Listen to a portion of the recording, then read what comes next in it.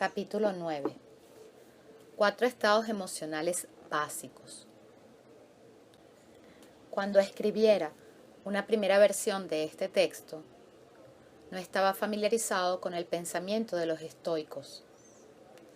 Tenía de ellos referencias generales, pero estaba lejos de conocer adecuadamente sus posiciones.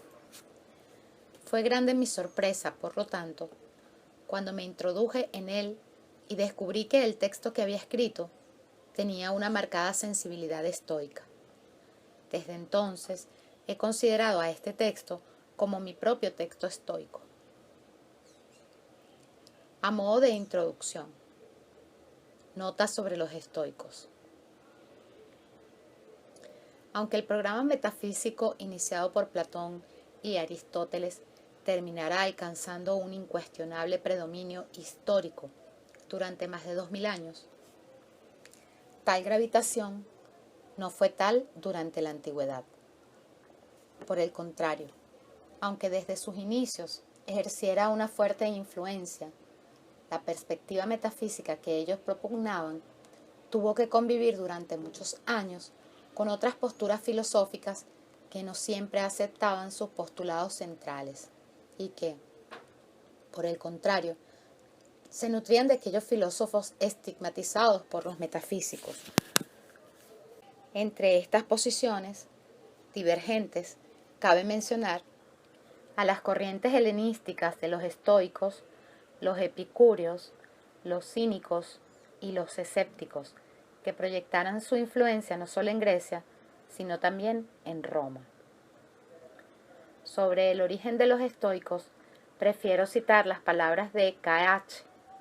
Sandbach, que nos señala: en la esquina noroeste del Agora, la gran plaza central de Atenas, se levantaba la Stoa Poikile, o columnata pintada, así llamada por las pinturas murales de Polygnotus y de otros grandes artistas del siglo V a.C., que la adornaban. Allí, durante el período temprano del siglo III a.C., solía verse la figura de una persona sentada, hablándole a una audiencia que lo escuchaba.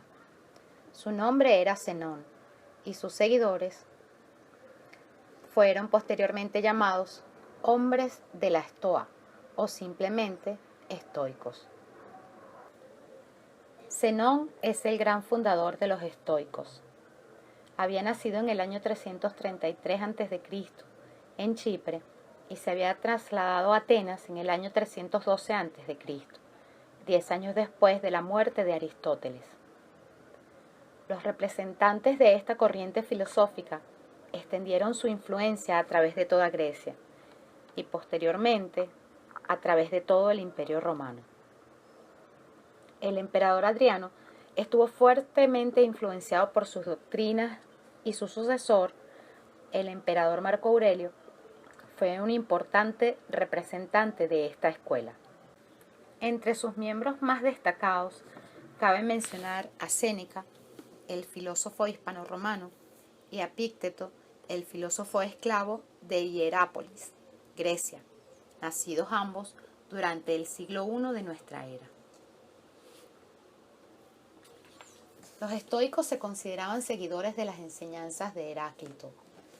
En sus escritos y reflexiones, Heráclito ocupa un lugar destacado, particularmente debido al interés que ellos mantienen con respecto al tema del cambio. Heráclito había sostenido la necesidad de percibir las cosas de acuerdo a su naturaleza. Los estoicos adoptan este concepto y lo transforman en el criterio central de su filosofía.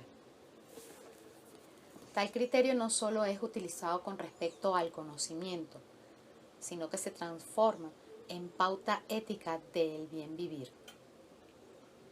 Heráclito había afirmado que el carácter del hombre es su destino, y los estoicos hacen de la temática del carácter humano una de sus principales preocupaciones.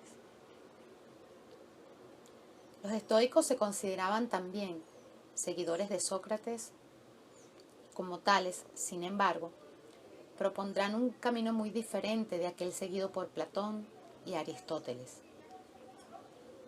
Uno de los méritos más importantes de Sócrates en la historia de la filosofía es el haberla reorientado hacia la gran temática de la vida humana. Como argumenta adecuadamente Gregory Blastos, la filosofía de Sócrates es, por sobre todo, una filosofía moral, en la que los temas de la vida humana y del bien vivir ocupan el lugar central. Heráclito ya había iniciado este giro hacia el alma humana. Sin embargo, Sócrates lo realiza con una radicalidad que no tenía precedentes.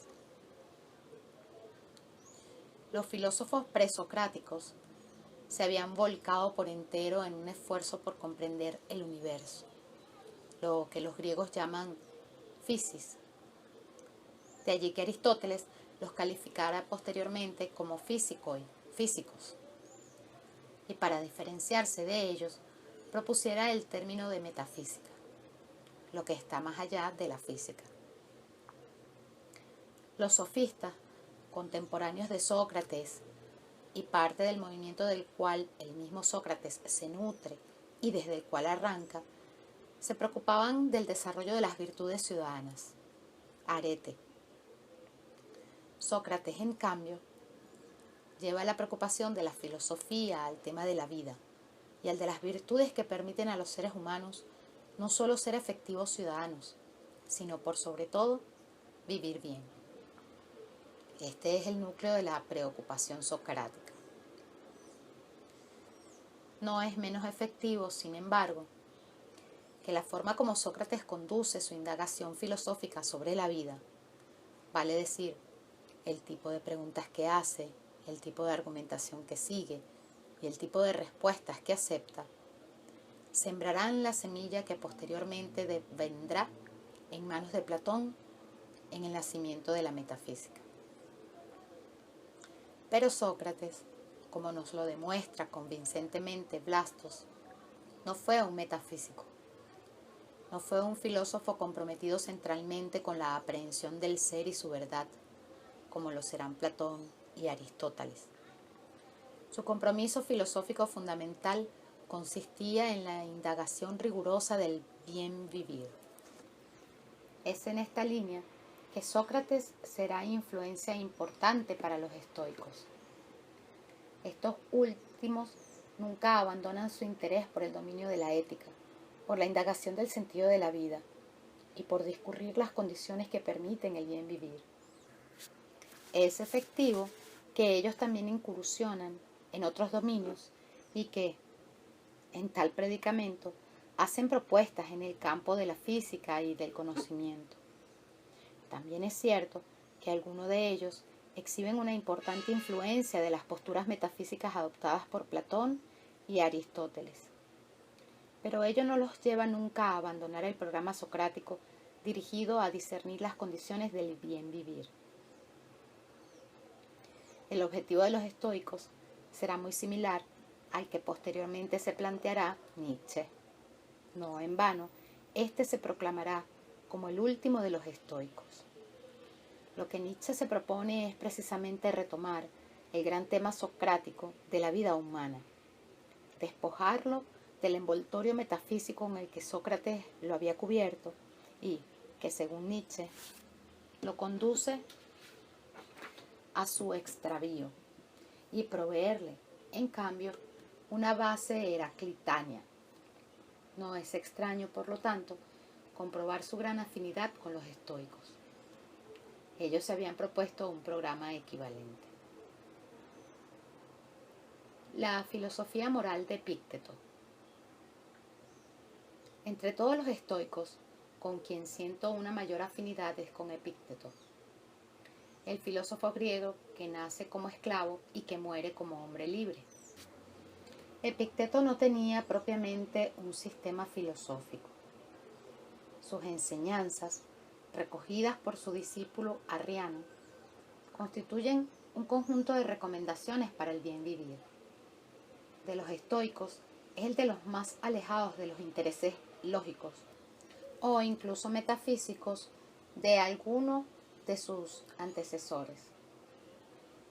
Sus discursos son consejos orientados a guiar a los hombres a vivir con sabiduría. De esa sabiduría de la que ya nos había hablado Heráclito.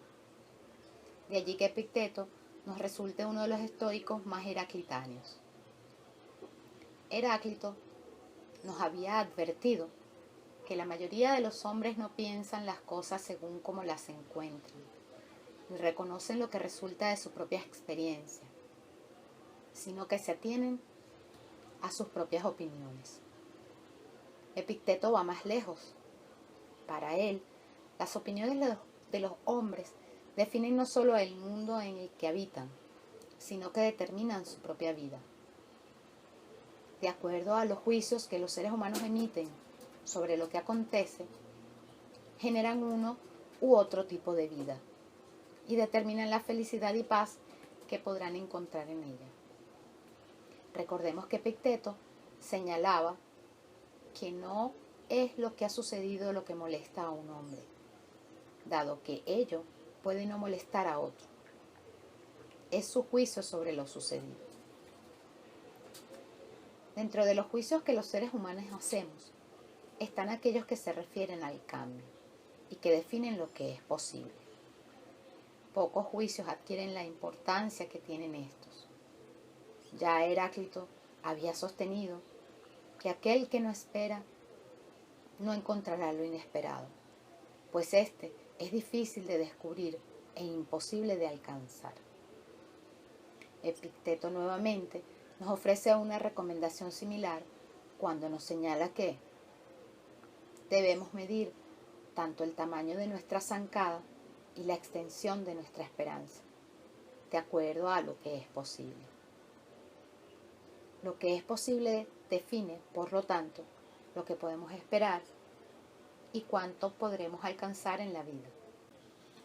La manera como Epicteto especifica lo que es posible es recurriendo al criterio heraclitano, ya mencionado, de establecer el acuerdo con la naturaleza. Al determinar lo que está de acuerdo con la naturaleza de cualquier cosa, determinamos los límites de lo que podemos esperar con respecto a ella. Los límites de lo que es posible y lo que no es posible cambiar. Si descubrimos que algo pertenece a la naturaleza de una determinada cosa, ello significa que no podemos esperar que tal cosa vaya más allá, que ella trascienda el límite definido por su naturaleza. El criterio de la naturaleza define, por lo tanto, el espacio de cambio posible que cabe esperar de aquello que sea el caso. Este criterio es característica de todos los pensadores estoicos y tiene un lugar central en la filosofía de Epicteto. De allí que nos insista que antes de embarcarnos en alguna tarea, debemos siempre preguntarnos por su naturaleza. Sostiene Epicteto, frente a cualquier cosa con que uno se entretenga, que no sea útil, a la que le tengamos aprecio, habrá que preguntarse desde el comienzo cuál es su naturaleza. De la misma manera, nos reitera Epicteto, cuando uno está por emprender algo, recuérdese la naturaleza de aquello que se está por emprender. El criterio de naturaleza define lo que será posible alcanzar en la tarea que se está por realizar. Procurar alcanzar lo que, por naturaleza, no es posible, es fuente de sufrimiento innecesario.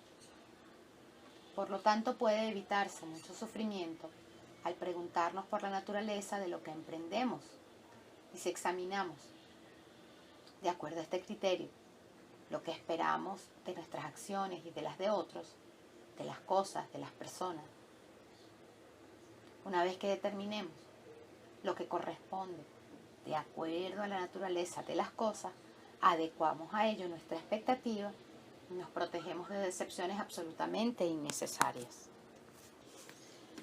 Lo anterior le permite a Epicteto introducirse en el tema del poder personal. El poder que tengamos está delimitado por el criterio de naturaleza. por definición, los seres humanos no tenemos el poder de modificar lo que está determinado por la naturaleza de las cosas. El criterio de naturaleza, en consecuencia, define simultáneamente el límite de nuestro poder de transformación y el límite de lo que podemos y de lo que no podemos cambiar. Fiel a lo anterior, el manual de Epicteto se abre con el siguiente párrafo. De todas las cosas existentes, algunas están en nuestro poder y otras no están en nuestro poder.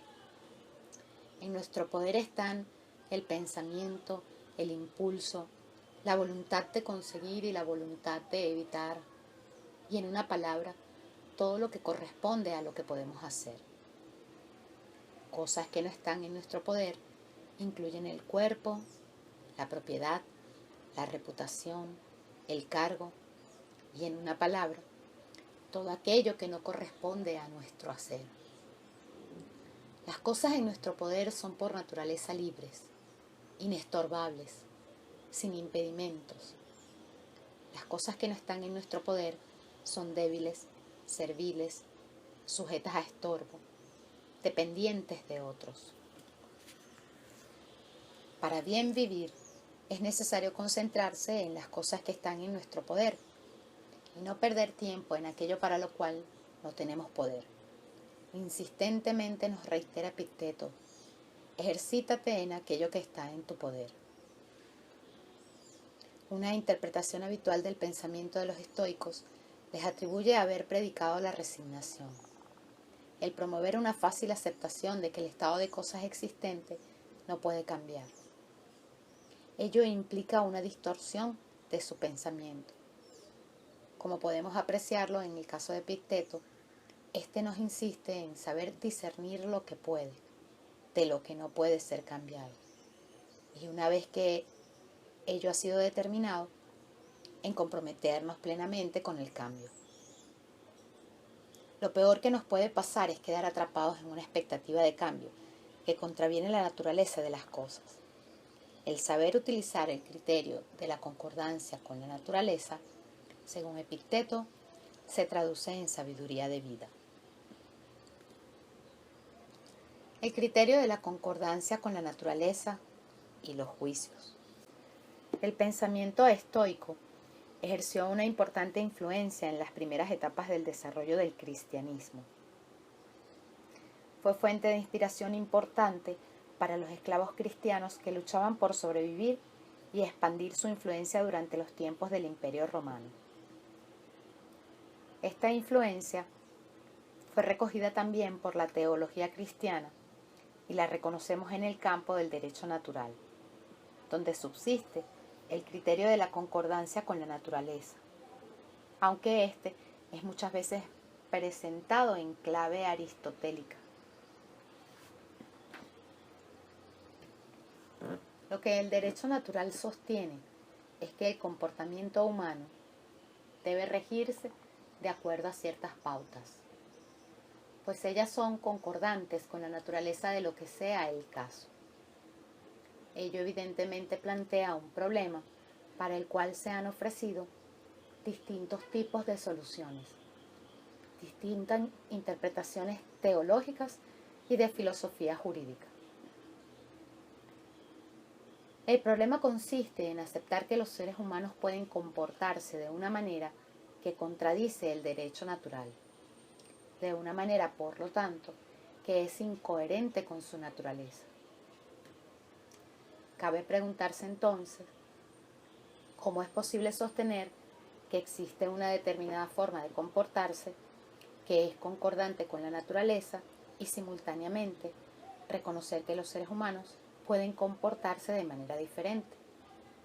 ¿No era acaso lo natural el criterio que definía los límites de lo posible? Consideramos que el criterio de la concordancia con la naturaleza es el gran talón de Aquiles del pensamiento estoico. Aunque tomado del propio Heráclito, representa el lugar por donde se posibilita la filtración del enfoque metafísico. Es también el lugar que permite la reapropiación de las doctrinas estoicas por el programa metafísico. Se trata nuevamente de postular un punto de apoyo absoluto desde el cual sustentar el ser de las cosas y la posibilidad de acceder a él.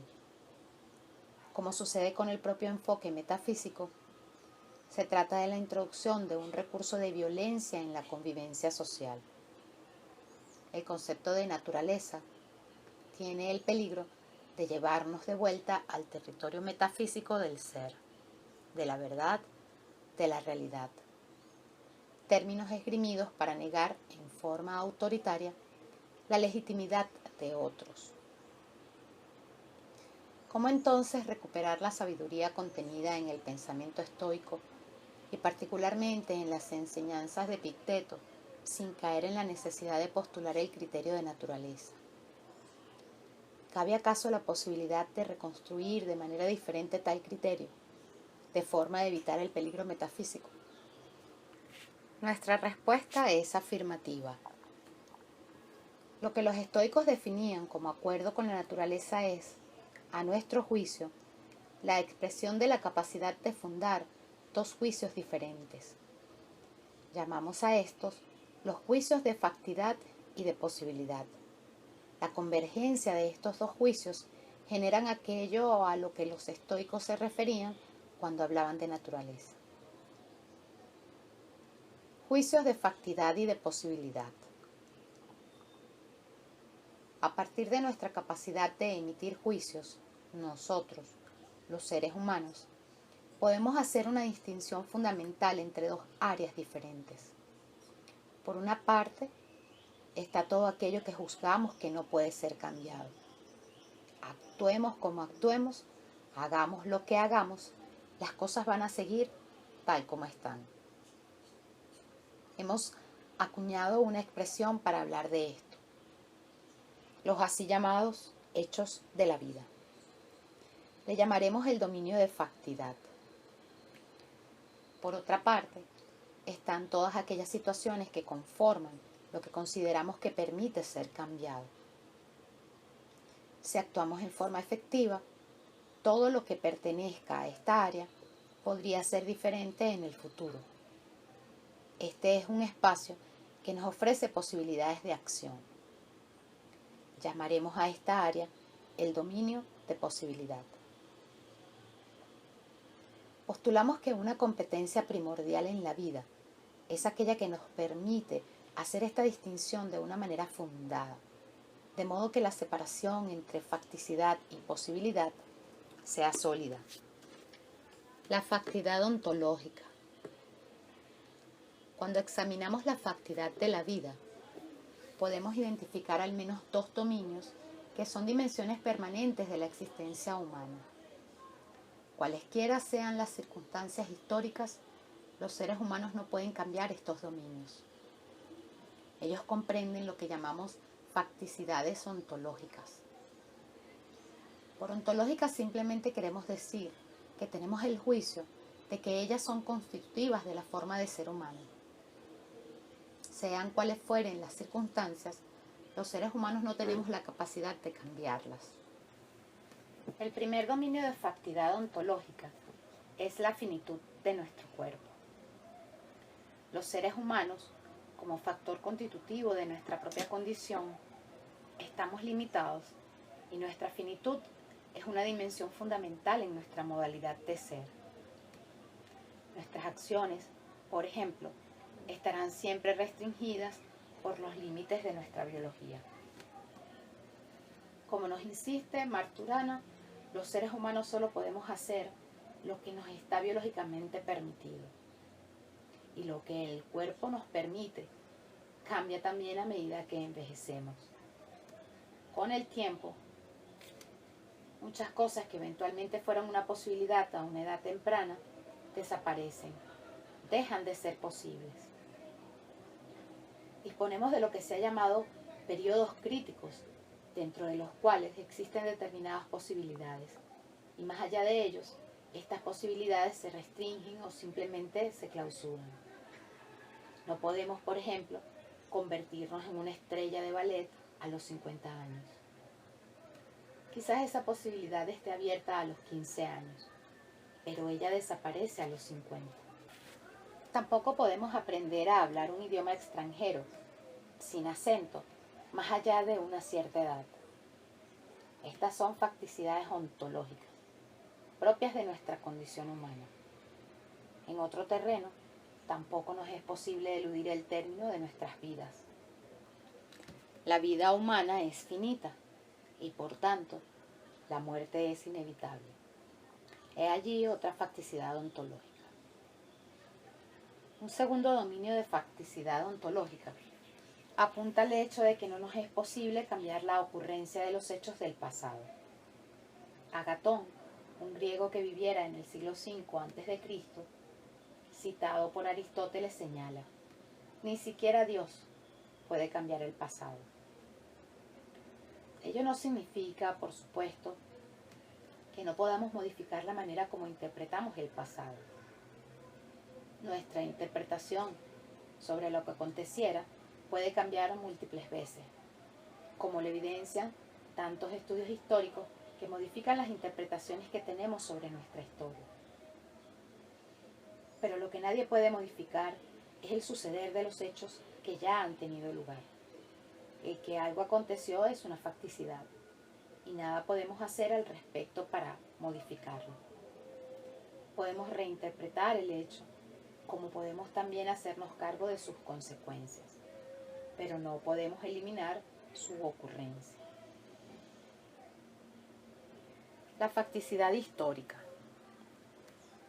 Existe un tipo de facticidad que difiere de lo que hemos llamado facticidad ontológica. La llamamos facticidad histórica. Muchas veces consideramos que determinadas situaciones no pueden ser modificadas, no porque ello sea inherente a nuestra condición humana, sino en razón de las condiciones históricas en las que nos corresponde vivir. Cuando ello sucede, aceptamos que de modificarse las condiciones históricas, se crean posibilidades de modificar lo que anteriormente se nos aparecía como inmodificable. Por ejemplo, hace un par de siglos atrás, una persona que vivía en México no podía comunicarse en forma instantánea con otra persona que vivía en Chile. Esto, sin embargo, era una imposibilidad histórica y no ontológica. Con el desarrollo tecnológico ulterior, lo que no era posible entonces devino posible más adelante. Al punto que si alguien en México nos dice que acaba de hablar con alguien en Chile, no nos sorprende. Tomemos un ejemplo diferente. La Iglesia Católica no permite que los sacerdotes se casen. Hoy día esta posibilidad está cerrada para los sacerdotes católicos, mientras quieran seguir siendo sacerdotes. Pero no es una imposibilidad ontológica, es histórica. No fue siempre así en el pasado y no necesariamente debe ser así en el futuro. La facticidad histórica, a diferencia de la facticidad ontológica, se caracteriza por cuanto puede disolverse como facticidad con el cambio de las condiciones históricas. En este ejemplo, se necesitaría que el Vaticano cambiara sus reglas sobre el sacerdocio en relación a la cuestión del matrimonio de los sacerdotes. Hay evidencia de que actualmente existen algunas fuerzas dentro de la Iglesia que están presionando por estos cambios. En la medida en que quienes presionan por tales cambios sean más poderosos dentro de la Iglesia, no podríamos descartar que lo que hoy en día no es posible, devenga posible más adelante. Un cambio en las condiciones históricas transforma una situación de facticidad histórica en una situación de posibilidad. Es importante reconocer que cuando hablamos de factibilidad, sea ontológica o histórica, no estamos apuntando a lo que suele llamarse una condición objetiva. La facticidad es siempre un juicio efectuado por un observador sobre el acontecer. Como tal, siempre puede ser modificado.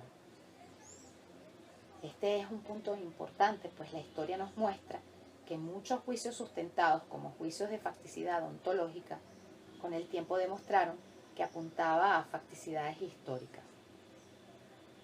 Tomando nuestro ejemplo anterior, no es extraño pensar que 2 siglos atrás se pueda haber pensado que la comunicación instantánea entre una persona en México y otra en Chile era una imposibilidad absoluta y por lo tanto una facticidad ontológica. En la medida que reconocemos que la facticidad es un juicio, reconocemos también que lo que alguien podría considerar como una facticidad histórica bien puede ser considerado por otro como un ámbito de transformaciones posibles. En esta diferencia reside uno de los rasgos más importantes del fenómeno del liderazgo. Los líderes son personas que normalmente declaran como posibles cosas que el resto de la gente considera imposibles. Esto es precisamente lo que les convierte en líderes. Nuestra capacidad de innovación condiciona nuestro juicio sobre lo que es históricamente posible, como asimismo, nuestros juicios de facticidad y de posibilidad condicionan nuestra capacidad de innovación. Lo que decimos que es posible es siempre un juicio de la capacidad de nuestras acciones para cambiar lo que está dado. Como hemos dicho anteriormente, esto en sí no está dado. No es algo establecido de una vez y para siempre. Los juicios de facticidad o posibilidad histórica son en sí mismos históricos. En otras palabras, lo que separa la facticidad histórica de la posibilidad histórica guarda estrecha relación tanto con las declaraciones que efectuemos como con las acciones que tales declaraciones habilitan.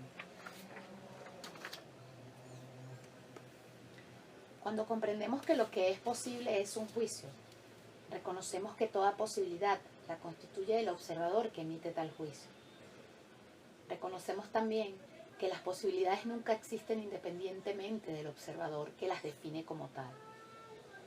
Ellas no están allí, esperando a ser descubiertas. Lo que es posible es siempre función de una invención humana. De allí que lo que para algunos sea imposible puede transformarse en algo posible a partir de que alguien lo declara como tal y actúa en consecuencia. Un buen ejemplo de esto son las innovaciones de importancia en la ciencia y los negocios. El hecho de que algunas personas hagan ciertas declaraciones y se muevan en la dirección señalada por ellas crea nuevas circunstancias históricas, abriendo posibilidades para algunos y cerrándolas para otros. Recordemos, por ejemplo, el programa espacial desarrollado por la administración de Kennedy. El poder de esas declaraciones nos permitió realizar uno de los sueños más antiguos de la humanidad, llegar a la Luna. Es importante hacer una advertencia. Lo anterior no implica que todo lo que declaremos posible lo sea por el solo hecho de ser declarado. Ello implicaría un voluntarismo lingüístico peligroso. La declaración de posibilidades es un juicio y como tal requiere ser fundado. El problema con las innovaciones es que el pasado no nos proporciona elementos para fundarlas y ellos requieren ser proporcionados en el mismo proceso que transforma lo posible en realidad. Podemos aceptar o rechazar los juicios de facticidad y de posibilidad. Una vez que reconocemos que la distinción entre facticidad y posibilidad resulta de un juicio, reconocemos también, a partir de lo que hemos aprendido sobre los juicios, que no todos hacen esta distinción de la misma manera. Diferentes personas pueden diferir significativamente en la manera como trazan esta distinción. Y la forma como lo hagan generará distintos observadores de lo que es posible, lo que a su vez determinará tanto diferencias en las acciones que cada uno estará dispuesto a tomar, como obviamente en las consecuencias que resultarán en la vida de cada uno a raíz de tales acciones. Como podemos emitir juicios diferentes acerca de una misma cosa, alguien puede estar de acuerdo o en desacuerdo, puede aceptar o rechazar la forma en que otra persona hace la distinción entre facticidad y posibilidad. A puede estimar que lo que B considera abierto al cambio no lo es. Y lo que B considera imposible de cambiar bien podría ser modificado. Esto hace que A y B sean observadores distintos. Esto es, observadores que pueden aceptar o discrepar de los juicios del otro. Una forma de evaluar la validez de los juicios de otras personas al establecer la distinción entre facticidad y posibilidad es tomar como base los fundamentos que entregan. Sostenemos que muchas personas juzgan que algo es posible sin fundar sus juicios. Al hacer esto, desarrollan una especie de ceguera en sus vidas, puesto que se empeñan en cambiar lo que otros, con más fundamentos, juzgan que es imposible, o declaran inmutable algo que otros estiman como posible de modificar. Es frecuente encontrarse con personas que viven en el decir reiterado de expresiones tales como: si simplemente eso no hubiera ocurrido, yo habría podido hacer tal o cual cosa. Sin negar que lo que se dice pueda ser válido, el vivir en esa conversación nos muestra que muchas veces una fijación con una situación que ya no puede cambiar. Hay otros cuya actitud reiterada corresponde a decir: ¿para qué me voy a tomar la molestia de hacer eso si sé que nada va a cambiar? Mientras que juzgamos que esa situación podría revertirse completamente si existiera la decisión de actuar. Lo importante del caso es reconocer el inmenso sufrimiento que puede resultar de esas conversaciones. La forma como efectuamos nuestros juicios de posibilidad o de imposibilidad gravita significativamente en nuestras vidas. A continuación haremos uso de las distinciones que acabamos de desarrollar para examinar 4 estados de ánimo estrechamente relacionados entre sí y que consideramos fundamentales en la vida de todo ser humano. Nos referimos a los estados de ánimo del resentimiento, de la aceptación o la paz, de la resignación y de la ambición. Ante los juicios de facticidad, que son lo que no podemos cambiar, si nos oponemos, nos causamos resentimiento. Si los aceptamos, aceptación y paz. Ante los juicios de posibilidades, que son lo que podemos cambiar, si nos oponemos, nos causaremos resignación. Y si los aceptamos, generaremos ambición. El estado de ánimo del resentimiento. Cuando los seres humanos luchamos contra lo que no podemos cambiar, cuando demostramos incapacidad para aceptar lo que hemos llamado las facticidades de la vida, generamos un espacio dentro del cual es fácil que se desarrolle el resentimiento. No estamos diciendo que el resentimiento solo sea resistencia a las facticidades de la vida. Para crear resentimiento se necesita más que el rechazo a lo que no se puede cambiar. Sin embargo, cuando no aceptamos las facticidades de la vida, el estado de ánimo del resentimiento encuentra un terreno fértil para desarrollarse. ¿Qué es el resentimiento? Este estado de ánimo puede ser reconstruido en términos de una conversación subyacente en la cual interpretamos que hemos sido víctimas de una acción injusta.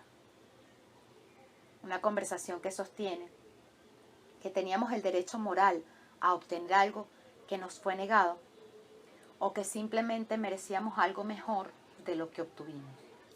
Alguien se interpuso impidiendo que obtuviéramos lo que merecíamos, negándonos posibilidades a las que consideramos que teníamos derecho. Alguien, por lo tanto, aparece en nuestra interpretación como culpable por lo que nos sucede. En su reconstrucción lingüística, detectamos el juicio de que alguien nos cerró determinadas posibilidades en nuestra vida, como también el juicio de que ello es injusto.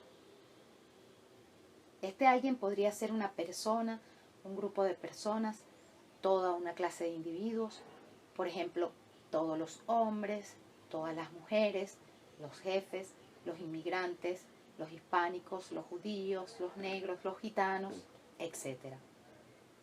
Se podría culpar incluso al mundo entero o a la vida como un todo. Pero el resentimiento suele no detenerse allí. Además de los juicios subyacentes en los que podemos reconstruirlo, descubrimos también una declaración o una promesa que nos hacemos a nosotros mismos. Sea quien sea el que hacemos responsable de la injusticia que se nos ha hecho, tarde o temprano pagará. En cuanto nos sea permitido, se hará justicia. Podrá tomar tiempo, pero llegará el momento en que nos vengaremos, o alguien, justicia divina, nos vengará. El espíritu de la venganza es un subproducto habitual del resentimiento. El estado de ánimo del resentimiento se acerca al de la ira. La principal diferencia reside, sin embargo, en el que la ira se manifiesta abiertamente. El resentimiento, por el contrario, permanece escondido. Se mantiene como una conversación privada. Crece en el silencio y rara vez se manifiesta directamente.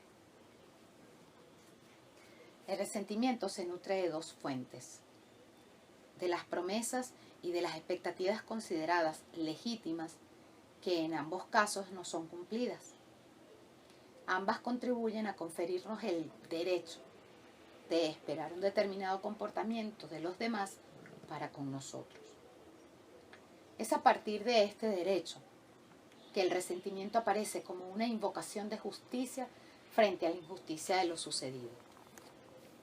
Las promesas, como bien sabemos, generan deberes y derechos. Quien promete se compromete a cumplir. Quien recibió una promesa adquiere efectivamente el derecho a esperar que ella se cumpla. Pero no solo estamos obligados por nuestras promesas. En muchos casos no basta decir, pero si yo no te prometí, para eludir nuestra responsabilidad. En toda comunidad estamos también comprometidos por la existencia de determinados estándares sociales de comportamiento. Hay determinadas acciones a las que estamos obligados y otras nos están prohibidas, independientemente de las promesas que hagamos. No es aceptable, por ejemplo, sostener: yo a nadie le prometí que no iba a abusar físicamente de mi mujer, o bien: yo nunca prometí que me haría cargo de mis hijos. Aunque en ambos casos pueden no haberse hecho promesas, si alguien abusa físicamente de su mujer o no asume las responsabilidades que socialmente se esperan de él o de ella, como padre o madre, es posible que ello genere resentimiento por parte tanto de la mujer como de los hijos afectados. En esta comunidad, ellos tienen legítimas expectativas de esperar un comportamiento diferente del que obtuvieron. En alguna otra comunidad, los estándares sociales pueden ser diferentes y las mismas acciones no generarán necesariamente resentimiento. Ahora bien, no basta tampoco con el incumplimiento de una promesa o de una legítima expectativa. No todo incumplimiento de ellas genera necesariamente resentimiento. Para que éste se desarrolle, es preciso que exista una situación que obstruya o impida manifestar nuestra ira o hacer un reclamo. Como veremos más adelante, el reclamo es el remedio más efectivo contra el resentimiento. El resentimiento, por lo tanto, requiere de condiciones que de una u otra forma bloquean la posibilidad de hacer pública la conversación privada que alimenta a quien sufre las consecuencias del incumplimiento de una promesa o de una expectativa legítima. Por ejemplo, podemos tener el juicio de que no seremos comprendidos por los demás, o el juicio de que si hacemos un reclamo público deberemos enfrentar consecuencias aún peores, etc. Aquí es precisamente donde aparece este resistirse a las facticidades de la vida. Por una parte, nos oponemos tenazmente al estado actual de cosas que, sostenemos, nos hizo víctimas de una injusticia. Por otra parte, juzgamos que no hay nada que podamos hacer para cambiarlas. Hemos quedado atrapados. Por lo tanto, entre el juicio de lo que no solo era posible, sino esperable y justo, y el juicio de facticidad de que nada podemos hacer para modificarlo. El resentimiento emerge de la impotencia y a menudo la reproduce.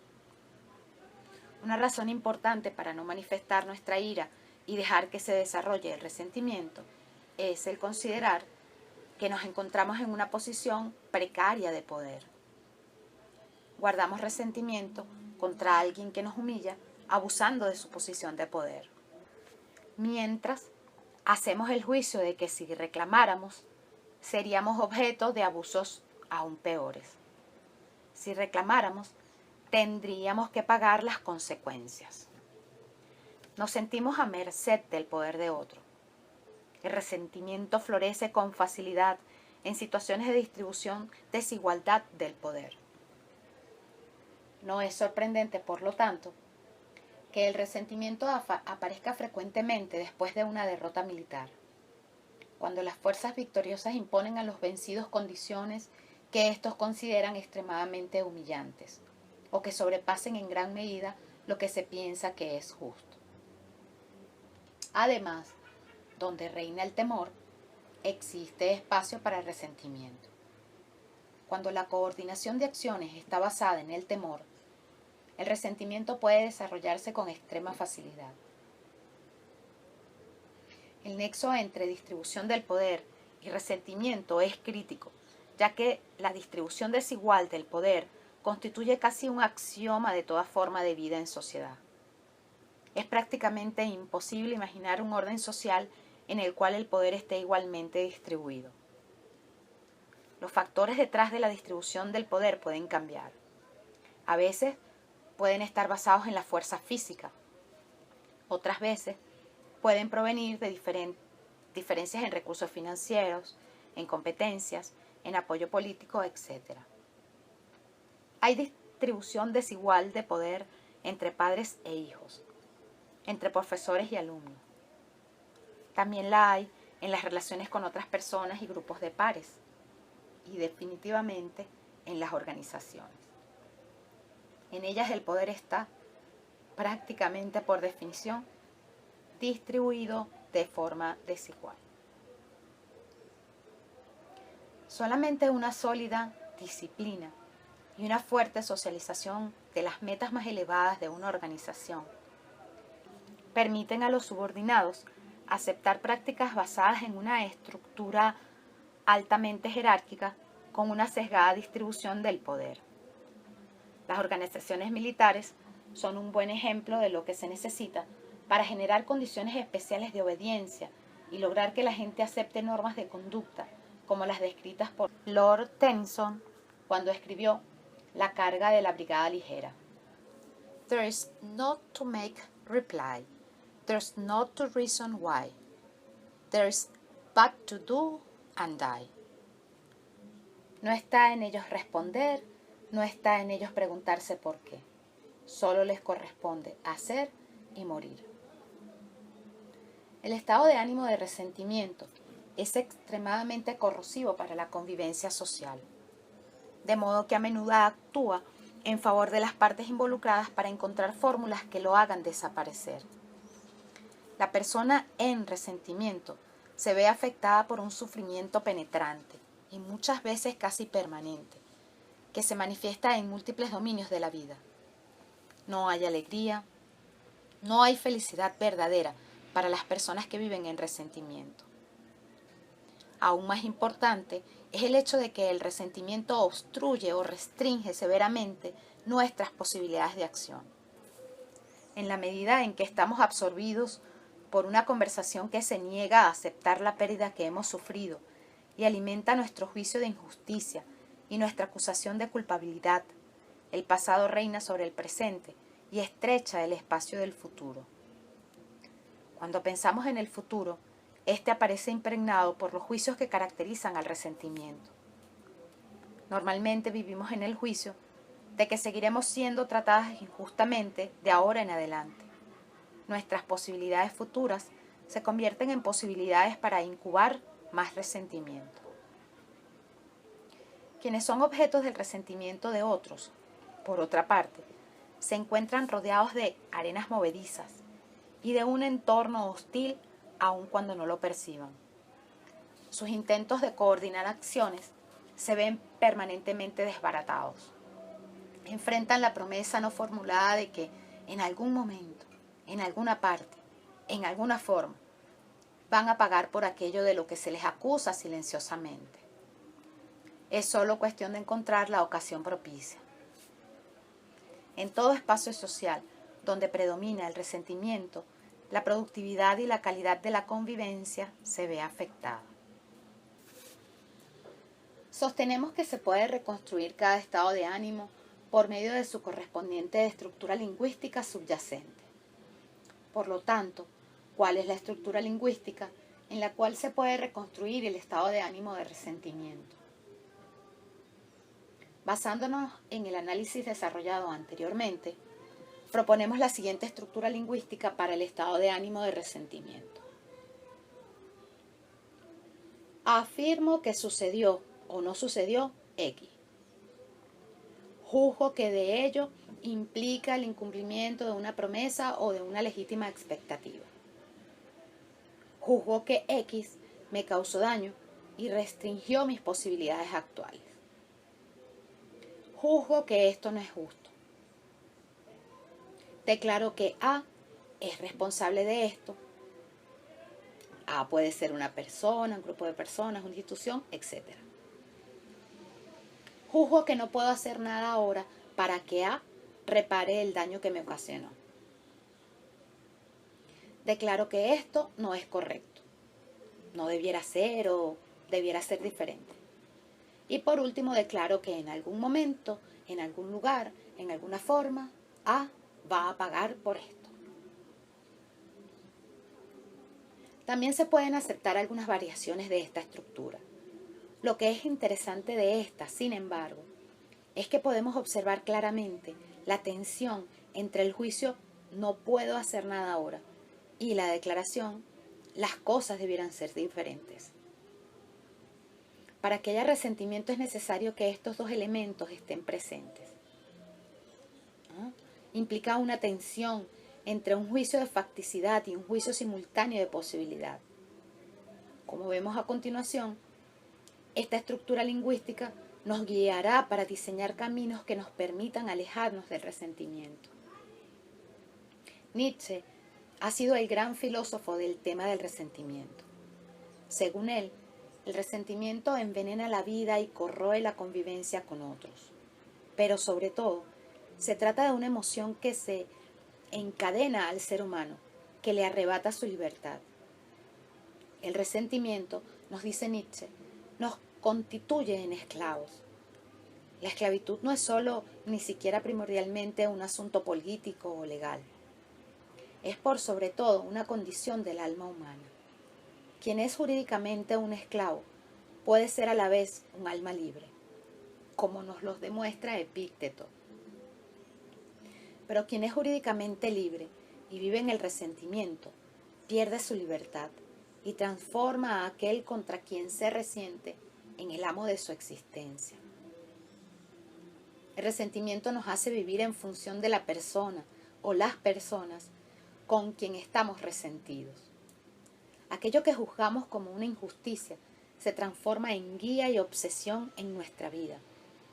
La coherencia de lo que hacemos está definida por el odio al otro y por nuestra sed de venganza. La persona en resentimiento se desplaza, nos dice Nietzsche, como la tarántula, esperando el momento propicio para descargar su veneno. Tal como lo planteamos previamente, cuando examináramos la declaración del perdón, el resentimiento esconde su propio carácter, incluso frente a quien lo padece. En la medida que traza una línea de demarcación entre la maldad del otro y el sentido de víctima respecto de uno mismo, el resentido se confiere a sí mismo una coartada, pues se coloca del lado del bien. Esta es precisamente la trampa, Es difícil reconocer cómo el odio hacia el otro podría convertirlo en nuestro amo. Pero esto es lo que el resentimiento acomete. A través del odio, el otro, incluso sin saberlo, adquiere poder por sobre nuestra vida. El resentimiento, hemos dicho, profundiza nuestra impotencia y nos arrebata nuestra libertad. Es en este sentido que insistimos en el poder liberador del perdón. El estado de ánimo de aceptación y paz. Por aceptación o paz, caracterizamos al estado de ánimo contrario al resentimiento y que por lo tanto da cuenta de una emocionalidad diametralmente diferente que resulta de una misma situación. Lo que define el estado de ánimo de la aceptación es la expresión de reconciliación que ella exhibe con la facticidad. Decimos estar en paz cuando aceptamos vivir en armonía con las posibilidades que nos fueron cerradas. Estamos en paz cuando aceptamos las pérdidas que no está en nuestras manos cambiar. De esta manera, por ejemplo, podemos relacionarnos con nuestro pasado desde el resentimiento o desde la aceptación. Cuando lo hacemos desde la aceptación, ello no implica, por ejemplo, negarse a reconocer los errores que pudimos haber cometido. Pero somos capaces de vivir en paz, pues lo que sucedió en el pasado no tiene necesariamente que repetirse en el futuro. Miramos esos errores como expresión de precariedades que eventualmente podemos corregir en el futuro. La aceptación tampoco desconoce los errores o las acciones nocivas de los demás, ni la búsqueda de que ellos no se repitan. Lo que la aceptación fundamentalmente acepta es el hecho de que no podemos cambiar lo ya ocurrido, y en cuanto tal, lo declara cerrado. Tal como nos indica Epicteto, la aceptación nos permite abocarnos a la tarea de cambiar lo cambiable, sin ser consumidos por el lamentar inútil frente a lo que nada podemos hacer. La aceptación nos coloca en la senda de la transformación del futuro. Del resentimiento a la aceptación. Es importante examinar de qué forma es posible desplazarse del estado de ánimo de resentimiento al de aceptación. La clave para hacerlo se encuentra en muchos casos en temas que hemos desarrollado anteriormente. Una primera modalidad de desplazamiento puede ser alcanzada al identificar los juicios que aparecen en la reconstrucción lingüística del resentimiento y en el examen de sus fundamentos. Por ejemplo, podríamos examinar los fundamentos que encontramos para emitir los juicios que nos conducen a efectuar la acusación que está involucrada en el resentimiento. Al hacerlo, puede suceder que descubrimos que, reexaminada la situación correspondiente, la persona a quien acusamos no es del todo responsable de lo que sucedió. ¿Cuántas veces no hemos tenido la experiencia de haber abrigado un resentimiento por largo tiempo para luego darnos cuenta de que nuestra acusación, mirada desde una nueva perspectiva, no tenía base alguna? Sin embargo, el procedimiento anterior muchas veces resulta infructuoso. Al examinar el fundamento de la situación original, muchas veces constatamos que nuestro examen confirma los fundamentos que nos llevan a declarar a alguien responsable y acusarlo por las consecuencias que resultaron de su comportamiento. ¿Acaso ello implica que no tenemos cómo superar nuestro resentimiento? No lo creemos así. En estas circunstancias, las opciones que disponemos para movernos del resentimiento a la aceptación guardan relación con nuestra capacidad de hacer una declaración que dé por cerrado el pasado. Debemos examinar si podemos o no terminar con esas conversaciones privadas que nos han estado persiguiendo durante tanto tiempo. Y para cerrar esas conversaciones privadas existen diferentes alternativas posibles. Una alternativa es examinar si nuestra decisión de no hablar y mantener nuestra acusación en silencio está fundada. Si nos decidimos por hablar, una forma frecuente de hacerlo es la recriminación o la queja. La recriminación es una variante de lo que anteriormente llamáramos una conversación de juicio personal. Al recriminar a alguien, lo que hacemos es culpar al otro por lo sucedido y avasallarlo con juicio. Ello puede servirnos de desahogo y ayudarnos a liberarnos de nuestra rabia. Sin embargo, al optar por la recriminación, lo que obtenemos como respuesta de parte del otro es, a menudo, el rechazo de nuestra interpretación de los hechos, el intento de mostrarnos nuestra propia culpabilidad en lo sucedido y otra avalancha de juicios personales.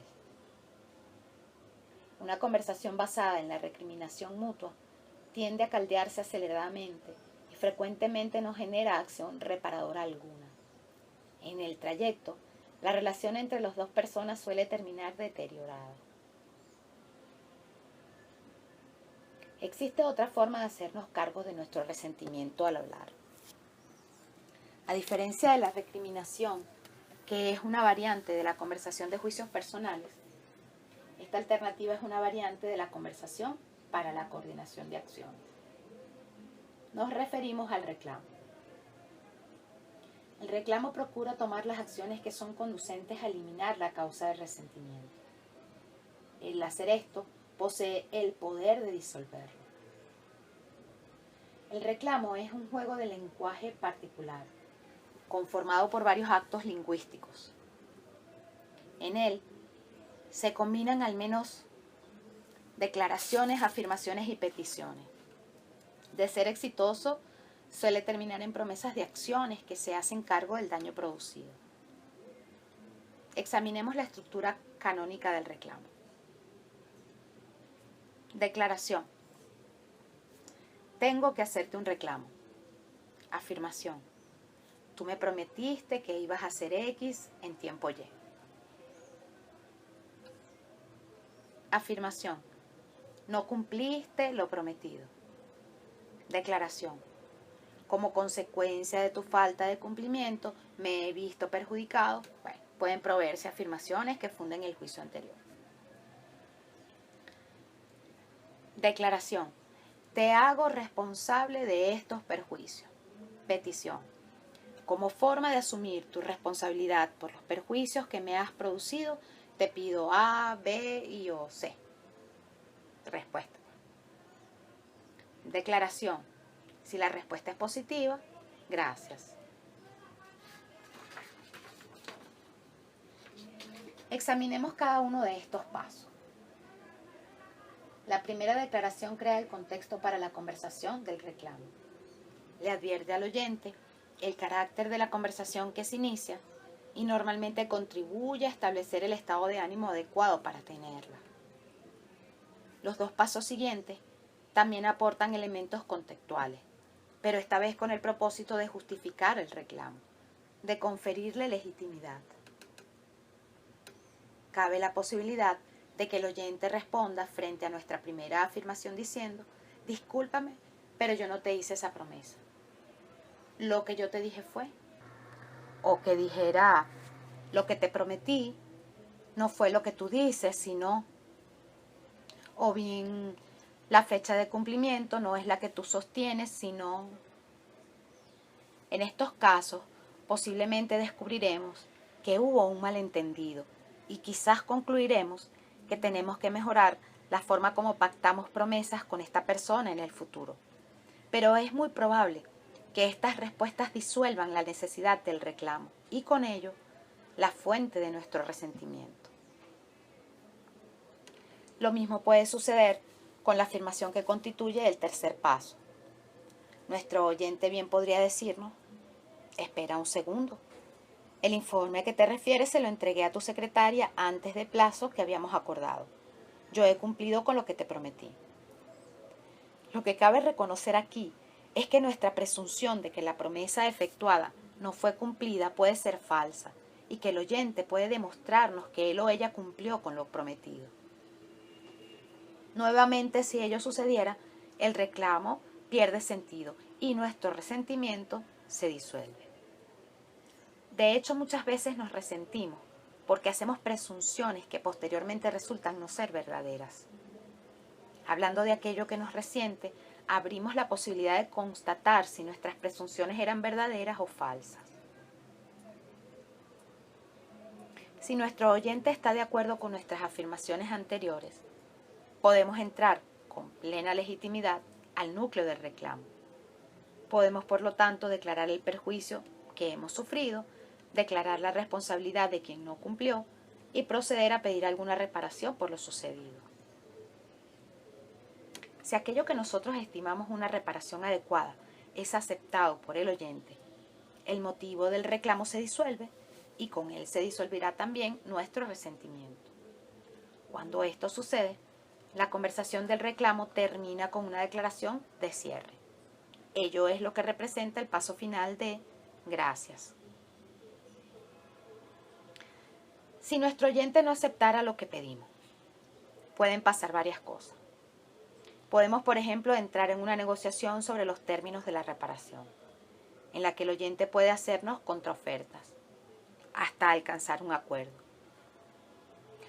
Puede suceder también que lleguemos a entender y aceptar las razones que tuvo el oyente para no cumplir y declarar el asunto igualmente terminado, sin necesidad de reparación. Y por último, si no obtenemos adecuada satisfacción, podemos vernos obligados a reevaluar nuestra relación con esa persona en función de la consecuente pérdida de confianza.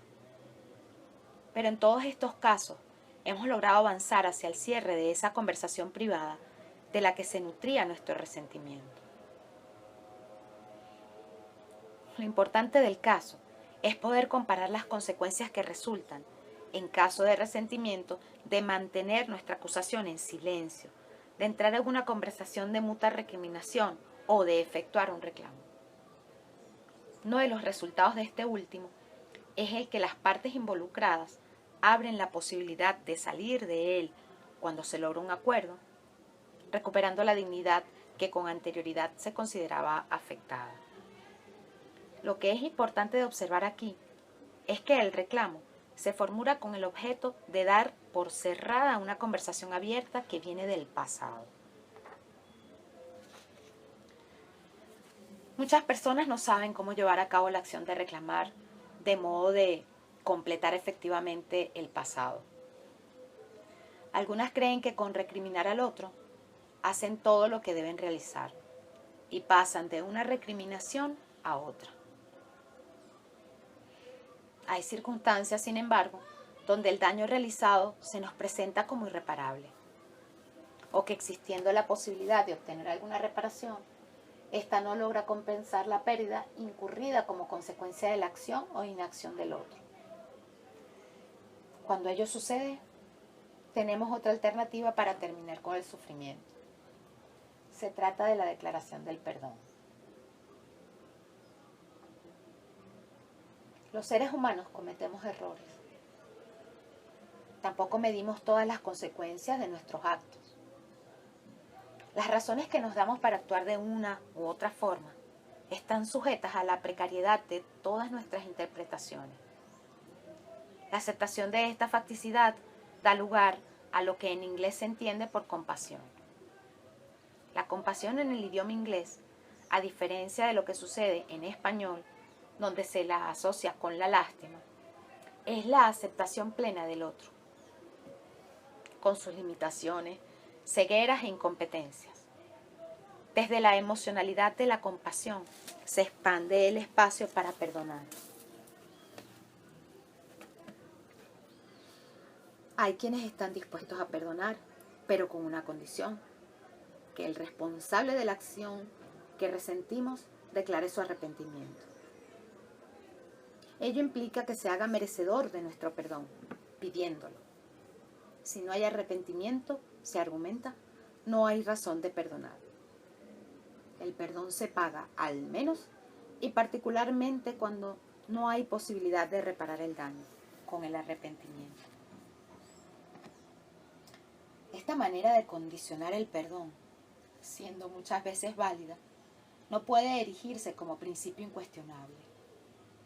No debemos olvidar que el perdón no solo libera al responsable del daño realizado de la culpa que le atribuimos, también libera al resentido de su propio resentimiento.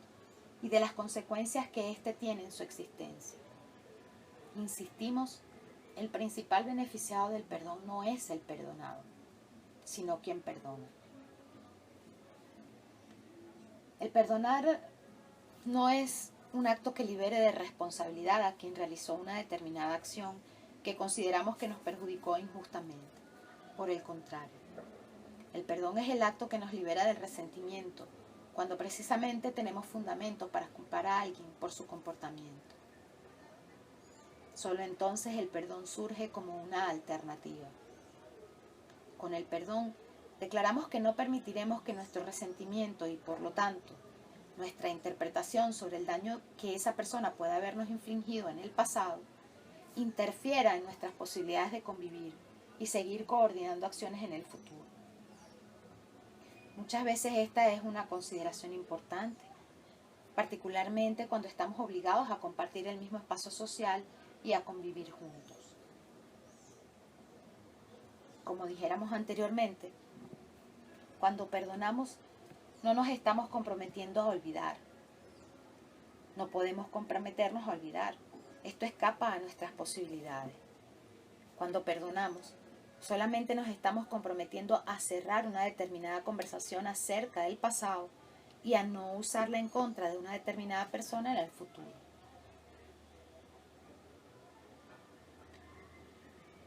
Existe una tercera alternativa. A veces podríamos juzgar que el daño que nos han ocasionado es tan inaceptable que no tiene sentido mantener una relación con esas personas. La magnitud del daño producido, la responsabilidad que le cabe a una persona en haberlo producido, la recurrencia sistemática de un mismo tipo de acciones, la profunda desconfianza que hemos desarrollado hacia esa persona, etc.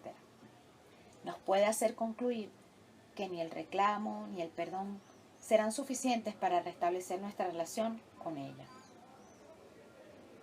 Podemos perdonar, pero no estamos dispuestos a seguir manteniendo una relación con esa persona. Simplemente no vemos un futuro aceptable en mantener la relación. Cuando ese es el caso, la forma de cerrar nuestra conversación de resentimiento puede ser la declaración de término de la relación. A veces eso es precisamente lo que tenemos que hacer, como forma de hacernos cargo de nuestra dignidad. Toda relación implica al menos dos entidades que se relacionan entre sí. Hasta ahora, hemos examinado las formas de tratar el resentimiento a través de acciones realizadas por la persona que padece el resentimiento. También hay acciones que se pueden ejecutar desde el otro extremo, esto es, desde el lado de la persona que genera el resentimiento o desde el sistema que lo origina. Estamos refiriéndonos al diseño de entornos que puedan anticiparse a la posibilidad de resentimiento y en los cuales se pueden tomar ciertas medidas para evitarlo. Este es un aspecto primordial del diseño de las organizaciones, en las cuales el tema de distribución desigual del poder puede generar permanentemente un estado de ánimo de resentimiento. Formular promesas claras. Sostenemos que hay dos áreas en las que podemos intervenir para evitar el resentimiento en las organizaciones. La primera tiene que ver con la forma en que hacemos promesas. Tal como lo planteáramos previamente, muy a menudo el resentimiento surge porque las personas juzgan que las promesas que se les hicieron no se cumplieron. La forma de hacer promesas es un área básica de diseño si queremos evitar el resentimiento. A menudo sucede que el resentimiento se genera porque ambas partes escucharon la promesa de un modo muy diferente. Cada vez que hacemos promesas que den cabida a suposiciones o expectativas no fundadas sobre las condiciones de satisfacción acordadas y sobre los estándares implícitos en esas condiciones de satisfacción, corremos el riesgo de producir resentimiento.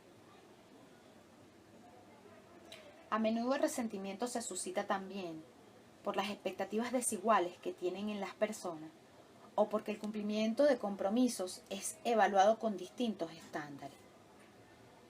Cuando esto sucede, significa que se opera con contextos distintos.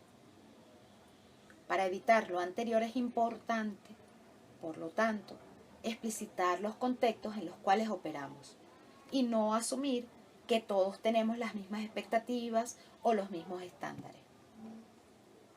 Antes de iniciar una relación, es muchas veces conveniente detenerse a crear un contexto común y declarar, por ejemplo, si acepta el puesto que le ofrecemos, puede esperar que de cumplirse X condiciones, suceda Y. Sin embargo, le advertimos que no espere W, mientras las reglas sean las que hemos pactado. La comunicación deficiente es una fuente continua de resentimiento.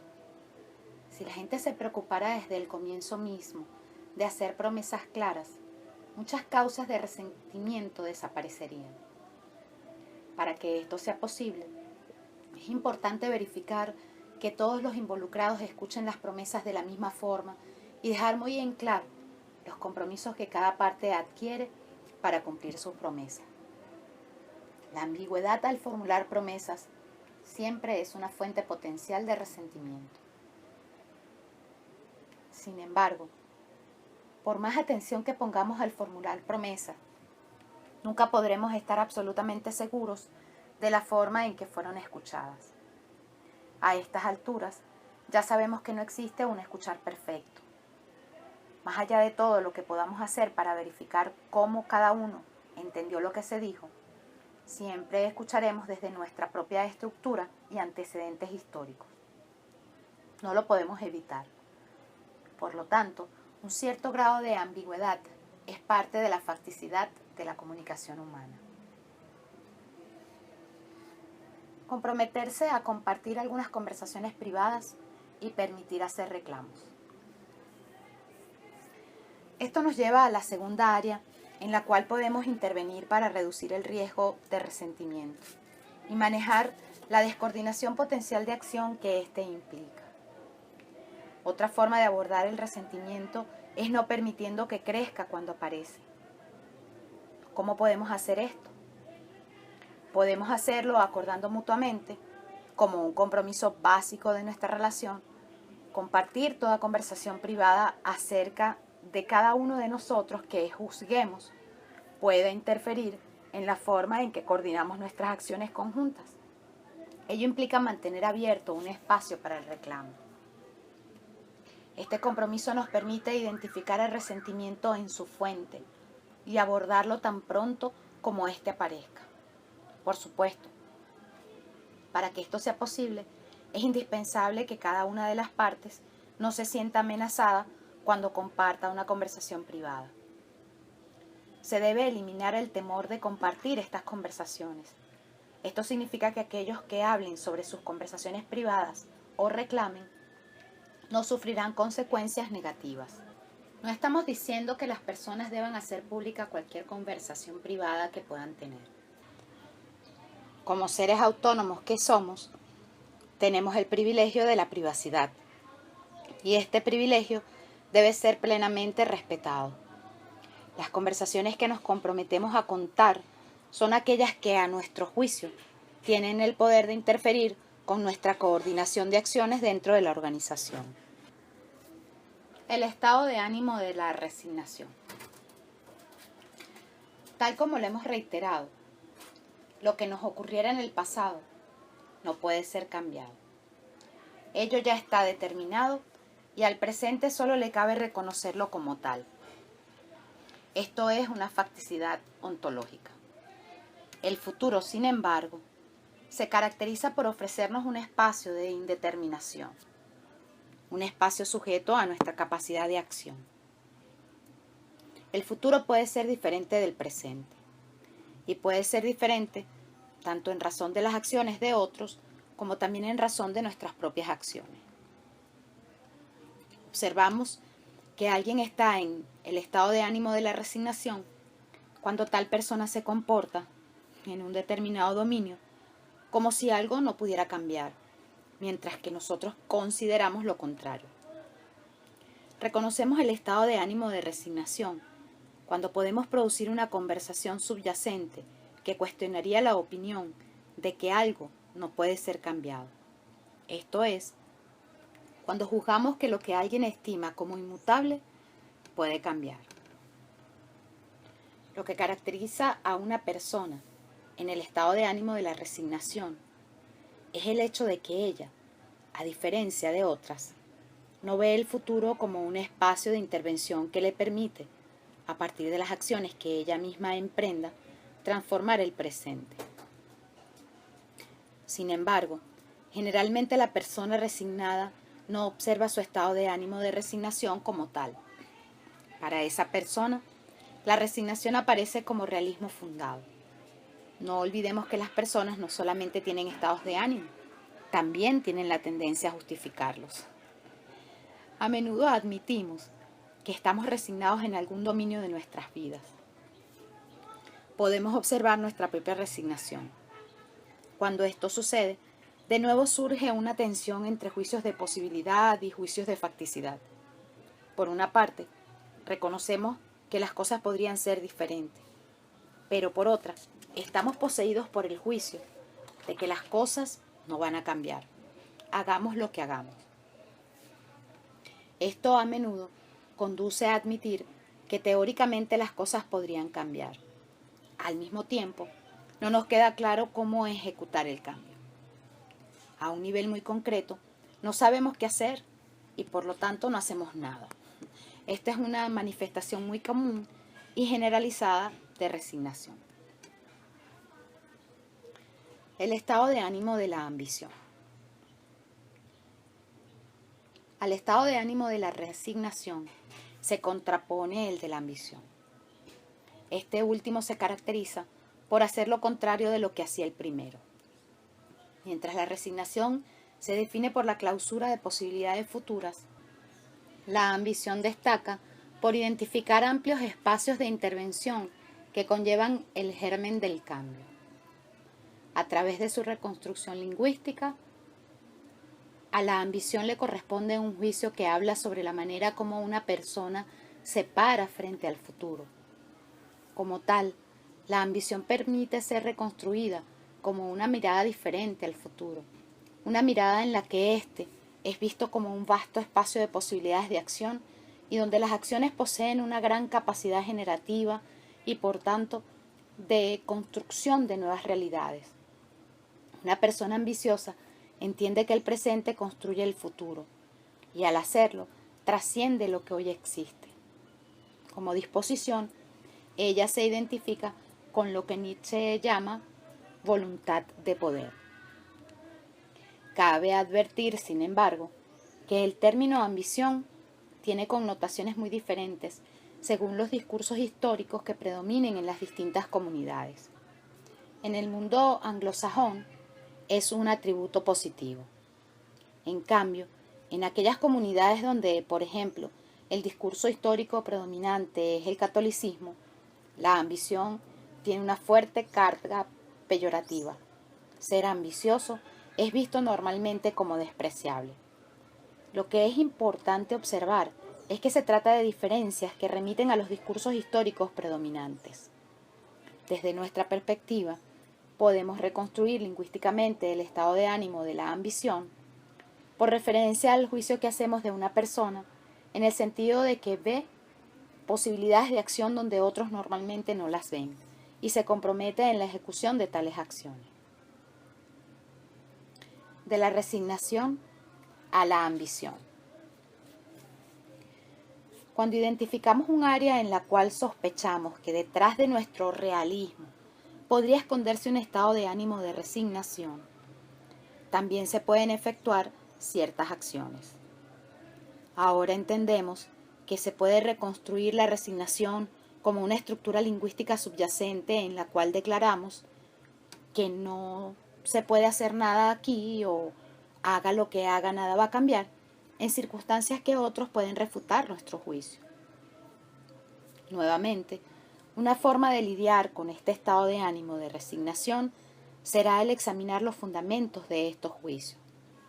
Podríamos descubrir, cuando los examinamos más detenidamente, que los obstáculos que suponíamos nos impedían actuar efectivamente no existen, o bien podrían ser superados. A menudo sucede que no actuamos porque suponemos que si hiciéramos una determinada petición, ésta nos sería denegada. O suponemos que si entabláramos una conversación para explorar una posibilidad de interés para nosotros, ésta terminaría en nada. Sin embargo, no es extraño descubrir, cuando entablamos esa conversación, que nuestro supuesto inicial era infundado.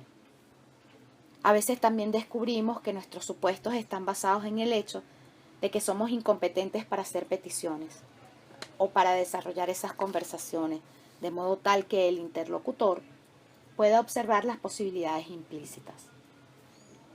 Por lo tanto, si nos comprometemos a aprender a sostener esas conversaciones que estimábamos imposibles, las circunstancias pueden cambiar.